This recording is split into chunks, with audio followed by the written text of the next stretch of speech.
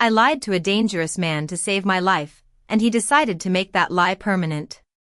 The rain hit the pavement like static, sharp and endless, soaking through my jacket in seconds as I ran past flickering neon signs and half-empty streets that smelled like gasoline and late-night regret, my breath coming in short bursts, my sneakers slipping slightly against the wet concrete as I glanced over my shoulder again. They were still there, two silhouettes cutting through the night with purpose, not rushing, not shouting, just following, like they already knew I had nowhere else to go.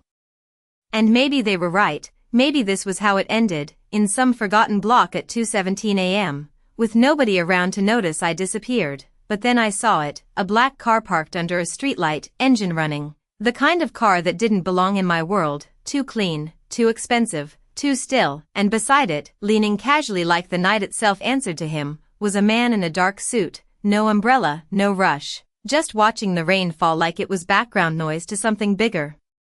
Something quieter, something controlled, and I couldn't think, I just moved, straight toward him, heart slamming against my ribs so hard it hurt, and before logic could catch up, before fear could stop me, I reached him, grabbed his coat, and said the first thing that came to mind, "There you are, I've been looking for you," my voice shaking just enough to sound real, my fingers curling into fabric that felt far too expensive for someone like me to touch, and for a second,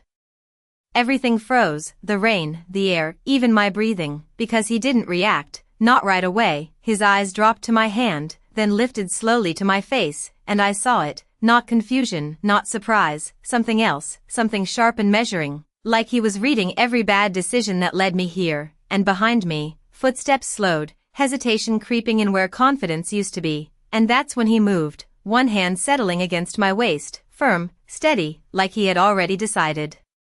"Something I didn't understand yet. You're late," he said, his voice low, calm, controlled in a way that made the noise of the city disappear around it, and just like that, the world shifted, the tension behind me eased, the danger paused, not gone, just redirected, and I knew I should pull away, explain, apologize, run, but I didn't, because his grip tightened just slightly, enough to keep me there, enough to make it clear this wasn't just an act to him. And when I finally dared to look up again, really look, I realized something I hadn't considered in my panic. I hadn't just chosen a stranger, I had chosen the wrong man to lie to, because the way he looked at me now wasn't annoyed, wasn't confused. It was certain, like I had just stepped into a role he had no intention of letting me leave. And as the rain kept falling and the city kept moving, I felt it settle in my chest, quiet and terrifying. I might have escaped them, but I had just handed myself to someone far more dangerous, and this time, there was no pretending my way out of it. His hand did not leave my waist when the footsteps behind me finally stopped, and I felt the shift without turning around, like the night itself had decided I was no longer worth chasing, or maybe that I belonged to something worse now. And the silence that followed was heavier than the fear that came before it, because at least fear made sense. This did not, this calm, controlled presence beside me that did not need to raise its voice to change everything, and when I swallowed and forced myself to speak, my voice came out quieter than I intended. "Thank you, I just needed a second," but he did not respond right away, his thumb pressing lightly against the side of my arm as if confirming I was real, or maybe reminding me that I was still there because of him. And when he finally spoke, it was not what I expected. "Get in the car," no question, no hesitation, just a decision already made, and something in me wanted to argue, to say I was fine now, that whatever danger had been chasing me was gone, but I knew that would be a lie, because nothing about this felt over. It felt like the beginning of something I could not see yet, something I had already stepped into without permission, and before I could convince myself otherwise, he opened the back door, his gaze never leaving mine, waiting. Not forcing, but not giving me a real choice either, and I realized then that there were different kinds of control in this world, loud and obvious, and then this, quiet and absolute, and I chose the quieter one, because it felt safer than going back out into the dark, even if I did not understand the cost yet. So I got in, the leather seat cold beneath me, the faint scent of something expensive and unfamiliar filling the space as the door closed with a soft, final sound that echoed louder in my chest than it should have, and a second later, he slid in beside me, not too close, but close enough that I could feel the heat of him even through the distance, and the car began to move before I could ask where we were going. The city lights blurring past the window in streaks of gold and red, and for a moment, neither of us spoke, the silence stretching just long enough to make my thoughts spiral, replaying the last 5 minutes over and over again, every choice, every step, every word. That led me here, until his voice cut through it, calm, measured. "You are not from here." It was not a question, and I shook my head slightly, not trusting my voice yet, and he nodded once, like that confirmed something for him, something he had already suspected. "Then you made a mistake tonight," he continued, turning his head just enough that I could feel his attention fully now, focused, deliberate. "You picked the wrong man," and my chest tightened because I already knew that. I had known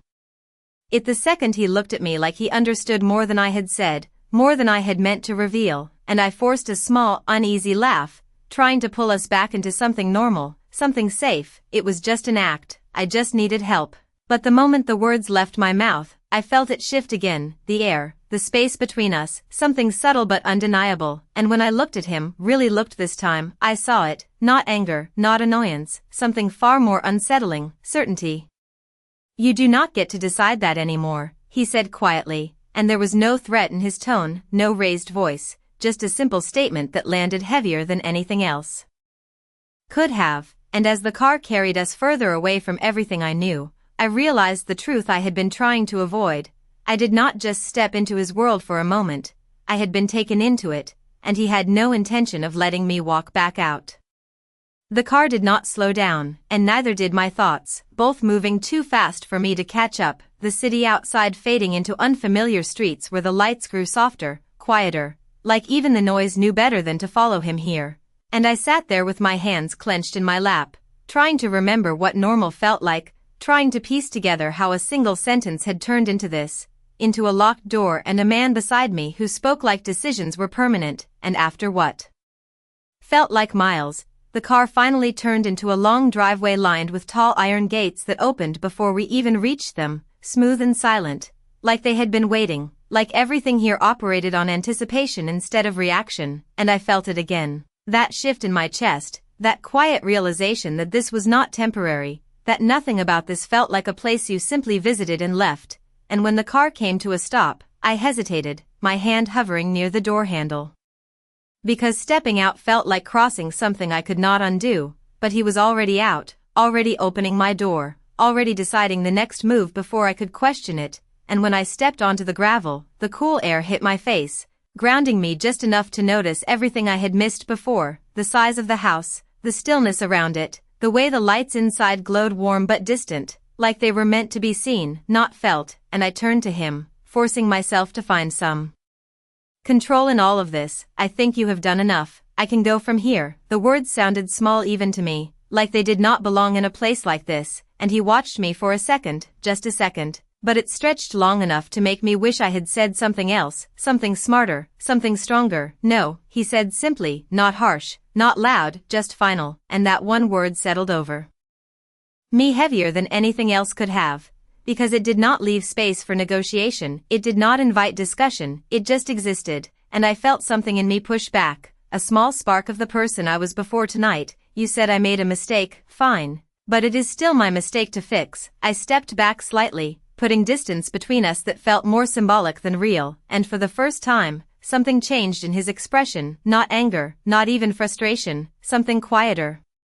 Something almost curious, like he was watching to see how far I would go. And then he stepped closer, closing the distance I had tried to create without effort, without urgency, just certainty. "You think this ends because you say it does," he said, his voice low, steady. "It does not work like that," and my pulse jumped, not from fear this time, but from the weight of what he was saying, from the realization that he was not talking about tonight, he was talking about everything that came after.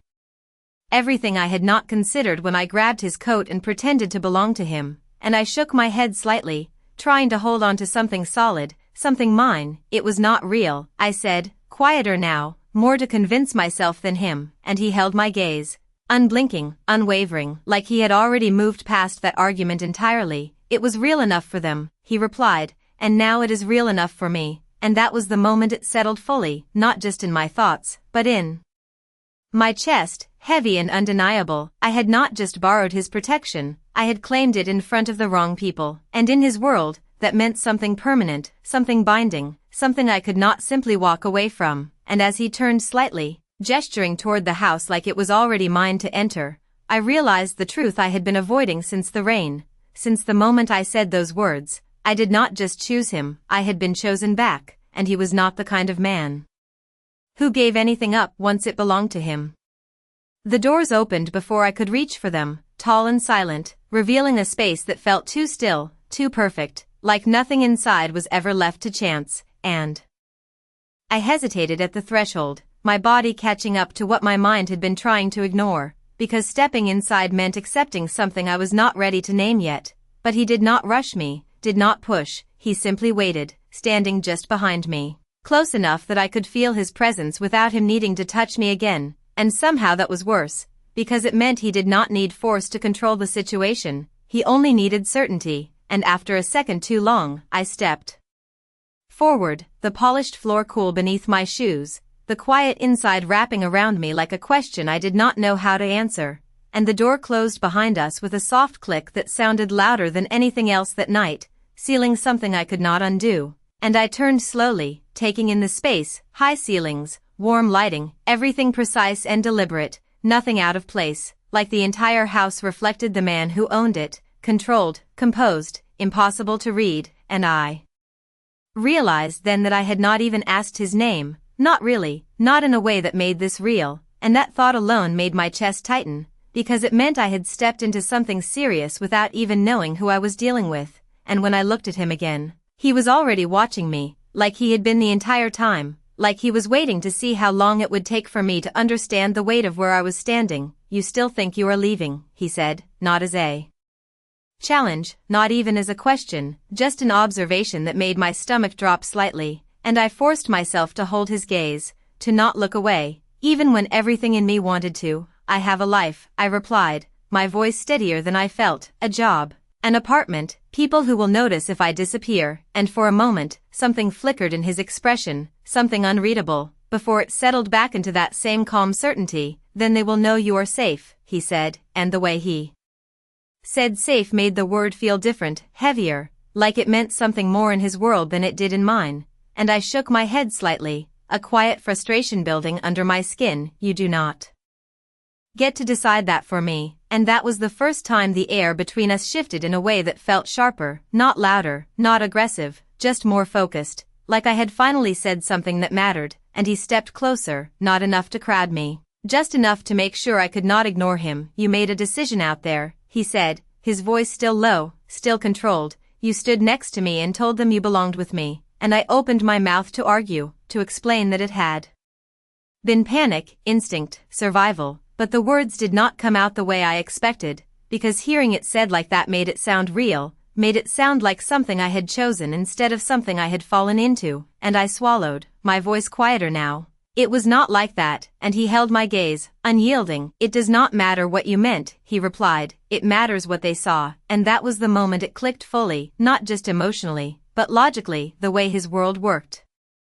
Perception over intention, action over explanation, and I felt the ground shift under me again, because that meant this was bigger than just him, bigger than just tonight. It meant I had stepped into a story other people were already watching, already interpreting, and before I could process that completely, he turned slightly, gesturing deeper into the house, like this conversation was already settled, like my place here was already decided. You should rest, he said, as if that was the most normal thing in the world, as if I had not just been pulled into something I did not understand, and I stood there for a second longer, caught between leaving and staying, between who I was before tonight and whatever I had just become, and as I finally moved forward, not because I wanted to but because I did not see another option that made sense, I realized something that made my chest tighten in a way I could not ignore. I had spent my whole life making careful choices to stay in control. And in less than 10 minutes, I had lost all of it to one lie that refused to stay a lie. I did not realize how tired I was until the door behind me closed and the silence settled in, not the kind of silence that felt empty, but the kind that felt watched, like even the walls here paid attention, and I stood in the middle of the room he had led me to, unsure what to do with my hands, my thoughts, my next move, because everything about this place felt temporary and permanent at the same time, like I was a guest who had already overstayed without knowing it, and for a moment I just stood there, listening to my own breathing, trying to slow it down, trying to convince myself that I still had control over something, anything, and then I noticed the small details, the folded clothes laid out neatly on the bed that definitely were not mine, the glass of water on the nightstand, untouched but placed with intention, and something about that made my chest tighten, because it meant he had already anticipated this, already planned for me to stay before I had even agreed to it, and that realization sat heavy in my stomach as I walked slowly across the room, my fingers brushing against the fabric of the clothes, soft, new, chosen without asking me what I would wear, what I would want, and I exhaled quietly, a mix of disbelief and something I could not quite name, because part of me wanted to be angry, wanted to reject all of this, but another part, quieter and more dangerous, recognized what this meant in his world, attention, protection, something that came with a cost I was only beginning to understand, and I sat on the edge of the bed, the mattress dipping slightly under my weight, grounding me just enough to feel real again, and for the first time since the rain, since the running, since the lie, I let my shoulders drop, just a little, just enough to feel how tense I had been, and it was in that moment that the door opened again without warning, and I froze, my body reacting before my mind could catch up, and he stepped inside like he had every right to be there, which I was starting to realize he did, his presence filling the room. Without effort, without noise, just there, and I straightened slightly, instinctively pulling back into myself. "You should knock," I said, the words coming out softer than I intended, but still carrying a hint of something stubborn, something that had not been completely taken from me yet, and he paused for half a second, just enough to acknowledge it, before continuing forward. "You are not a guest," he replied, calm as ever, and that sentence landed harder than anything else tonight, because it removed the illusion I had been holding on to, the idea that this was temporary, that I could still leave when I decided to, and I looked at him, really looked this time, trying to understand the man who spoke like this, who acted like everything was already decided, and I realized something I had missed before, the faint lines of ink visible at the edge of his collar, disappearing beneath the fabric of his shirt, and again at his wrist where his sleeve shifted slightly, markings that told a story I was not part of, a world I had only brushed against until now, and my voice came out quieter, more careful. "Who are you?" Not because I had not guessed, but because I needed to hear it, needed to anchor this in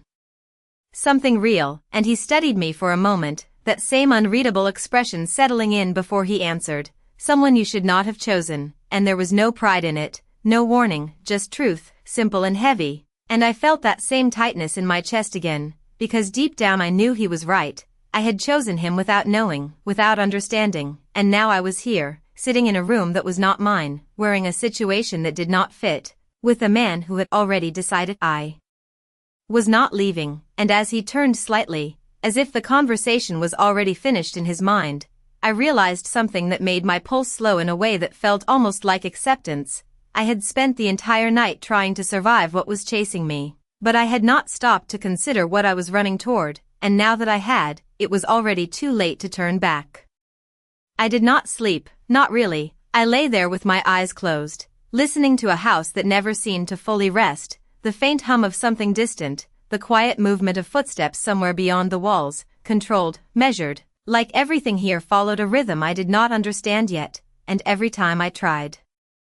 to drift, my mind pulled me back, replaying his words, the way he said them without hesitation, without doubt, like I was already part of something I had not agreed to, and at some point the darkness softened into early morning light, pale and quiet through the tall windows, and I finally sat up, the weight in my chest still there, steady and present, like it had decided to stay, and for a moment I just sat there, grounding myself in something simple, the feel of the sheets, the slow rhythm of my breathing, reminding myself that I was still me, that this had not erased everything I was before, and that thought gave me just enough strength to stand, to move, to not feel completely trapped, and I crossed the room slowly, the clothes he had left still folded where I had found them, and I hesitated again, because wearing them felt like accepting something I was not ready to accept, but staying in my damp, wrinkled clothes from last night felt like holding on to something that no longer existed, and after a long second, I chose practicality over pride, changing quickly, telling myself it did not mean anything, it was just clothes, just a temporary decision, even if everything else did not feel temporary at all. And when I stepped out into the hallway, the quiet greeted me again, but it felt different now, less foreign, more intentional, like the house was aware of me in a way that made my steps slower, more careful, and I followed the light toward what I assumed was the main living area, each step bringing a new layer of awareness, the subtle details, the way everything was placed exactly where it should be, the absence of anything unnecessary, like even comfort here was controlled, and when I reached the bottom of the stairs, I saw him, already there, already composed, standing near a large window with a cup of coffee in his hand, like he had been awake for hours, like sleep was optional in his world, and he did not turn right away, did not acknowledge me immediately, but I knew he was aware of me. I could feel it in the stillness, in the way the air shifted slightly when I stepped closer, and when he finally spoke, his voice was as calm as it had been the night before. You are awake, and I almost laughed at how simple that sounded compared to everything else. I could say the same, I replied, my voice steadier now, not because I felt safe, but because I was starting to understand that fear did not change anything here. And he turned then, his eyes moving over me briefly, taking in the clothes, the way I held myself, assessing without making it obvious, and I crossed my arms slightly, not defensive, just something to hold on to. I need to leave, I said, more direct this time, because if I did not say it now, I might never say it at all, and for a moment, there was silence, not tense, not uncomfortable, just deliberate, like he was deciding how to respond in a way that would not need to be repeated. And when he did speak, it was the same tone, the same certainty, no, and that word did not shock me this time. It settled, expected but still heavy, and I took a small step forward, refusing to let it end there. You cannot just decide that, I said, my voice firm now, holding on to the last piece of control I could find, and he set his cup down slowly, the movement unhurried, precise, before looking at me fully. I already did, he replied, and there was something in the way he said it, not forceful, not threatening, just absolute, that made my next words catch in my throat, because deep down, I was starting to understand the difference between someone who made decisions and someone who enforced them, and as I stood there, trying to find a way out of something that had no visible exit, I realized the most unsettling part was not that he would not let me leave, it was that a small, quiet part of me was beginning to wonder what would happen if I stopped trying to.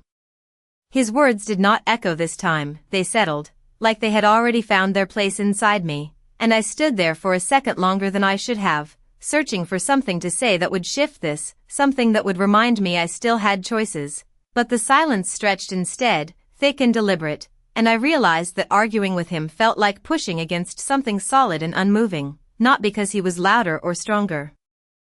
but because he had already decided the outcome before the conversation even began, and that thought frustrated me more than anything else, because it meant I was reacting while he was controlling, and I had always been better at thinking ahead, at staying one step in front, except now I was not, now I was the one catching up, and I exhaled slowly, forcing myself to think instead of react. Why me? I asked, not defensive, not emotional, just honest, because if I was going to be stuck here, I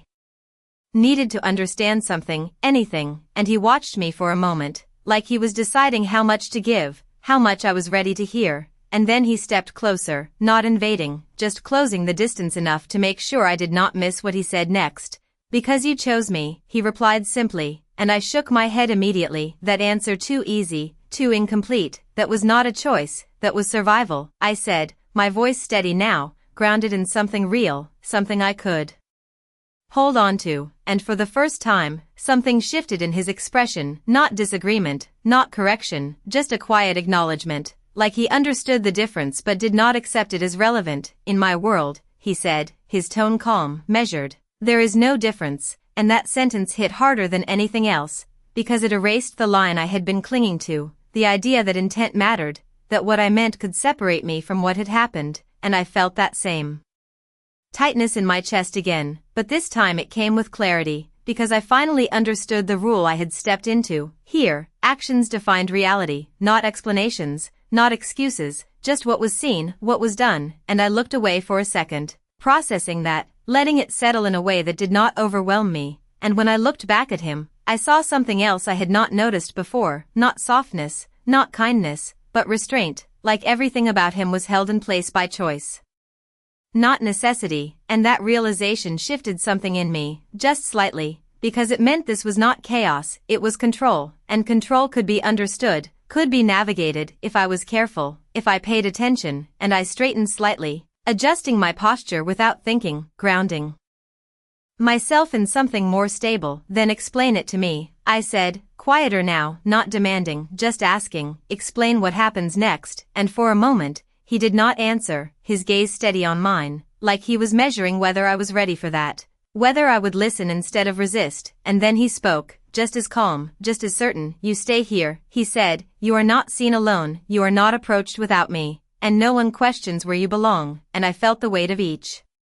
word as he said it, not because it sounded threatening, but because it sounded structured, like a system already in place, something bigger than just him, something that had rules I had already triggered without knowing, and I swallowed slowly, the reality of it settling deeper now. And if I do not agree, I asked, even though part of me already knew the answer, and he held my gaze, unblinking, unwavering. You already did, he replied, and this time, I did not argue, because I understood what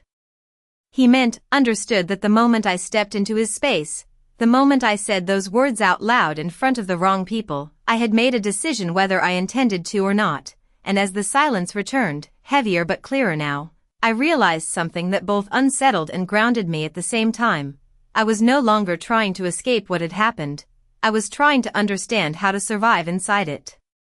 Something shifted after that conversation, not in him, but in me, like my mind finally stopped trying to rewrite what had already happened and started focusing on what was in front of me, what was real, and for the first time since the night before, I noticed the quiet without resisting it, the way the house breathed in a controlled rhythm, the way everything felt intentional instead of suffocating, and I realized that fear had been loud, but this calm, was where the real decisions lived. And I exhaled slowly, letting my shoulders drop just slightly, not in surrender, but in awareness, because if I was going to survive this, I needed to understand it, not fight it blindly, and when I looked at him again, standing there like nothing about this was unusual, I saw it differently now, not just control,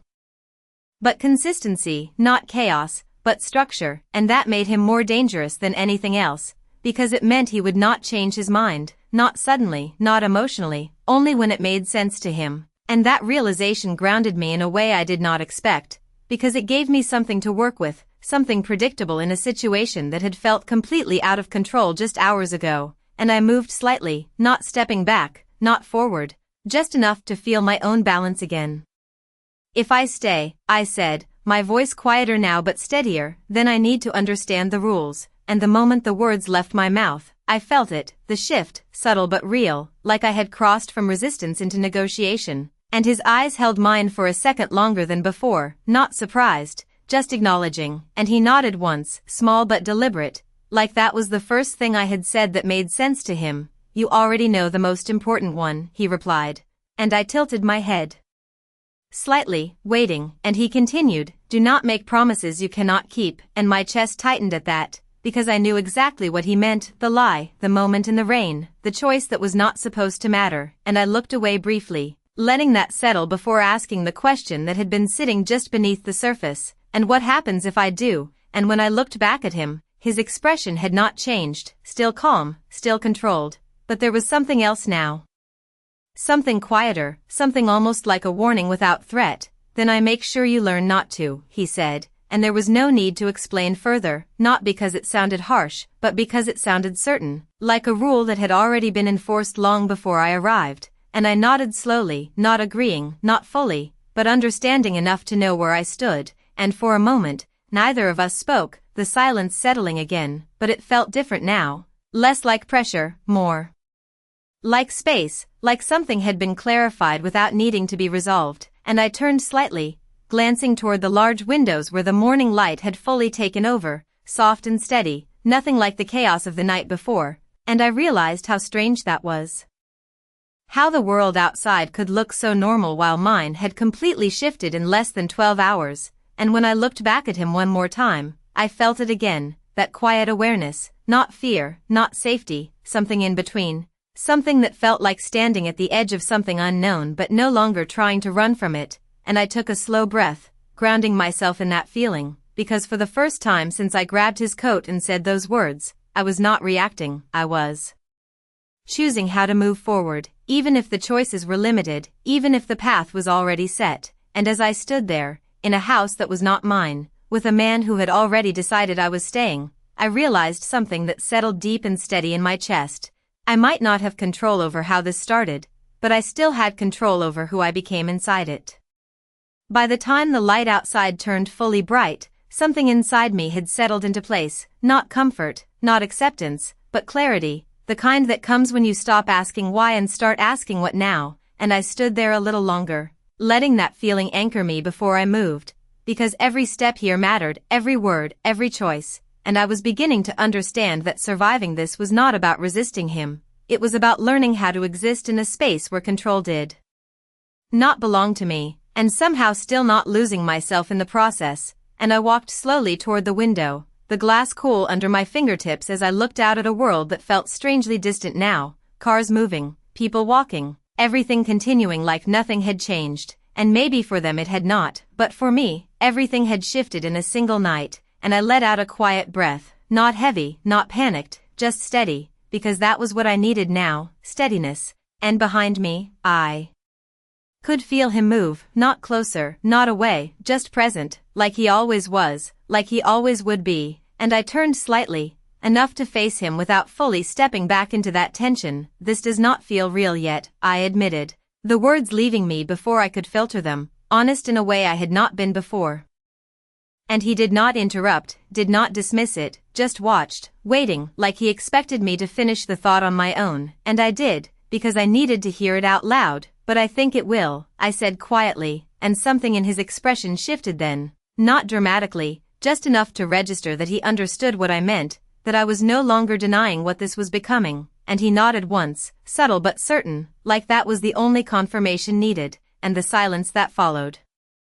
felt different again, not heavy, not uncertain, just settled, like something unspoken had been agreed upon without needing to define it. And I looked at him for a second longer, really seeing him now, not just as the man I had run to, not just as the one who refused to let me go, but as someone who existed in a world I had stepped into without permission, someone who operated by rules I was only beginning to understand. And I realized something then, something that did not come from fear or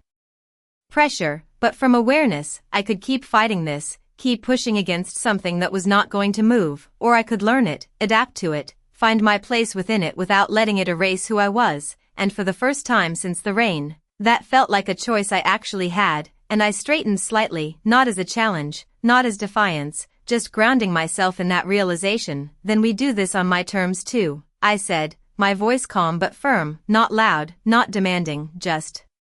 clear. And for a brief second, something flickered in his gaze, not anger, not resistance, something closer to interest, like I had just stepped into a role he had been waiting to see if I could fill. And he took a slow step forward, stopping just close enough that the space between us felt intentional, measured. You think you have terms, he said quietly, and I held his gaze, not backing down this time, not because I was stronger, but because I understood the moment mattered. I think I have